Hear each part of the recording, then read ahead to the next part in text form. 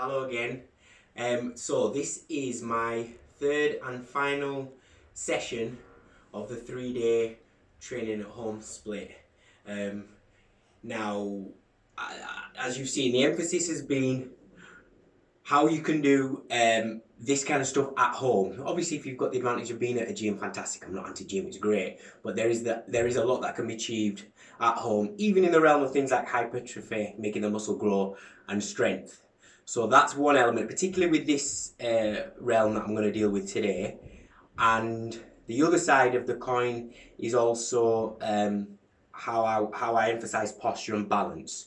So we've done this as a day, a circle. We've done from the lower torso down, legs, core, back, lower back. So today we're going to do basically what you say, chest and back, but upper back.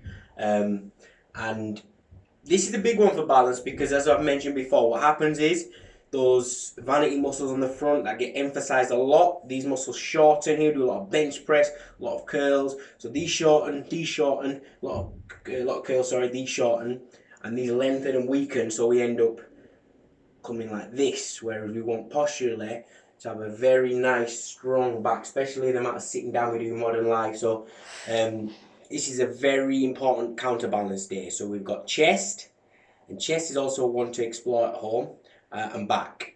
So I'm going to start with the chest. So the two areas I'm going to focus on, this is a good way of showing how we could take you through all the ranges of endurance, hypertrophy, strength and power. So I'll start with power. So we turn just a general press up into a power exercise, but I'll give you the caveats about this. So here's your general press up. We're going to go down, we're going to go up, turn it into a power, we're going to go down, and we're going to go up to clap, down to clap, and we're going to explode off the floor. Now, although these are a brilliant exercise, they are very precarious on the shoulder, very dangerous. Maybe not dangerous, but I would say do them few and far between, especially if you've got shoulder issues. But they're brilliant for two reasons. They give that element of power, which the chest is often good for if you're into combat sports or whatever. Power's key, but also it gives you a little bit of that adduction of the arm, which is hard to get at home. So if you're in a gym and you've got the ability to cross over the midline section, that's great for chest, but at home you can't do that, whereas a clap press up or even a cross press up can. So, but key with that is, and when you do them, you can do them, but be very mindful of how the impact on the floor is. So once, if you know that the shoulders can be in a bit of a difficult situation, you can kind of brace them as you come down, so you're not soft, you're already initiating and ready for that contact, but still, you're potentially putting your shoulders in. So that's how you turn the press up into a power exercise.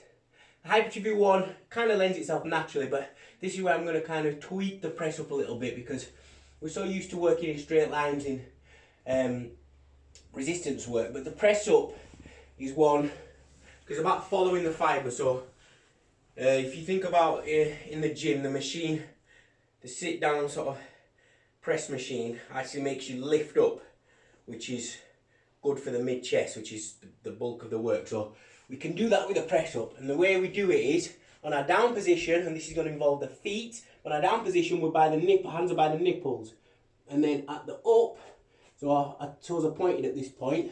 When we go up, we're pushing towards the face, slightly back. So look how my feet are now clasped under. Oh, I should have introduced, I've got my daughter videoing today. Do you want to say hi to the people, Everly? Hi. Yes, she's there.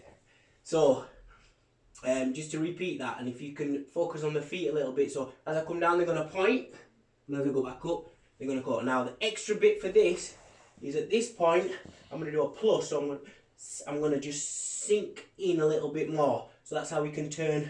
So you might be able to do 50 weak press ups. Maybe you're able to do half as many of these type of press ups. More taxing. Now, one quick thing. I'll show you about the press up as well after de-rope here. Look.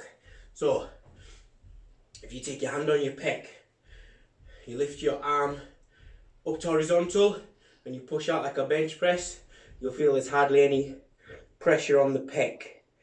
But if you bring it to about a 30-degree angle, you can see there's much more activation. So that's where you want your press ups to be, so that you're activating the chest there. So a good hypertrophy session is go to exhaustion on those types of press ups.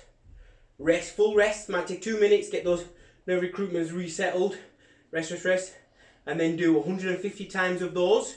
So let's say you could do 10, you do 15, but you need to pause. So the rule on the pause is, as long as you don't touch down on any other body part than your feet and hands, you could go like this, you could put your bum in there, it takes as long as you can, you could get a seal position, but don't. So you do, might be 50, then you do 75 on the second set once you're fully recovered. That's an awesome 2 exhaustion hypertrophy session for the chest. And I'm going to now work on the strength element, which we'll do as a 1 arm, because again, very difficult. So you do a 1 arm press up. So we're going to come down and up. On 1 arm, we're going to come down and up. Obviously, strength exercise should be around about 5. And then one slight tweak, I'm going to do it with a raised, I'll do it with a raised level behind me. So we're going to do, this might be a bit too high, we're going to do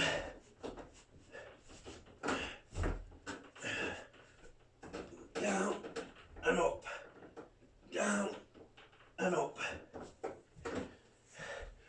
You probably want to do it slightly lower though, but that's a way to engage the incline press up, which is a similar motion to that one, which attacks what you call the upper chest. Lastly, to finish that off, to keep a nice cut to define the chest, because we are working with the fibre, so it's that action and where you can go across the midline better, but again at home difficult. But the dip, want to lean slightly forward, so we're in that inclined position. We're going to come out, and then when we get to the top, we're going to lift again out, just to cut it in. So that's our end to the chest. So depending if you're doing power, few and far between is the clap press up. Just be wary of the shoulder. Hypertrophy, you're going to do the 150% test. 2 exhaustion, rest, recuperate, go again 150 times. Or if you're going to do a strength session, you're going to do perhaps 5 1 arms on a flat, 5 1 arms on an incline, followed by the dips at the end. Okay, so now we're going to go on to maybe the number 1 exercise, follow me heavily, which is the pull-up. So this, in many ways, is counteracting the chest. This is probably the most important postural exercise we're going to do, because we want to work the thoracic spine. So we want to work the upper back to ensure that our posture stays stable and strong. I've talked about a lot of exercises that work those type 2 muscles that just keep us in place. So now I'm looking at things around a little bit more advanced to grow the muscle, a little bit of hypertrophy, a little bit of strength. So the pull-up daddy exercise. You want your arms just slightly wider than shoulder width. We'll do prone grip for now.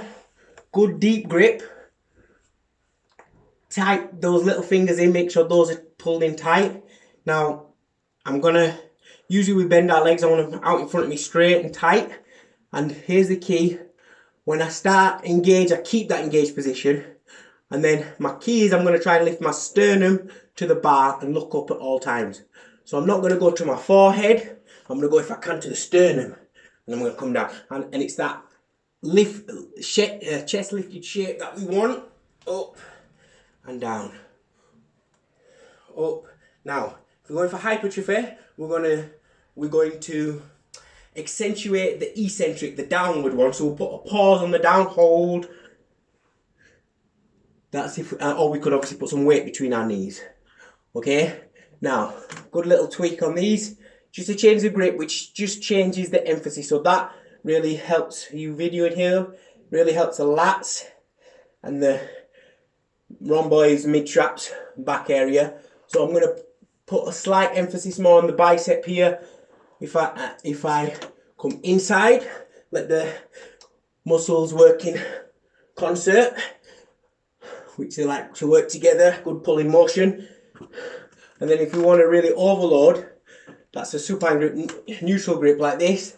We can put some really heavy weights between our legs and really go for an overload. Remembering, so I would say if you're just doing the basic pull-up, great.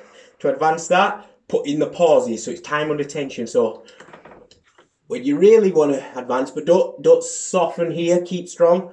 When you're on advance, you can put a pause on the way up, pause at the top. This is good postural stuff as well.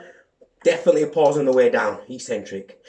Okay, pause on the way up, pause at the top, count for 2, big pause on the way down, because we're emphasising the eccentric. Okay, that just about concludes chest and back. Thank you.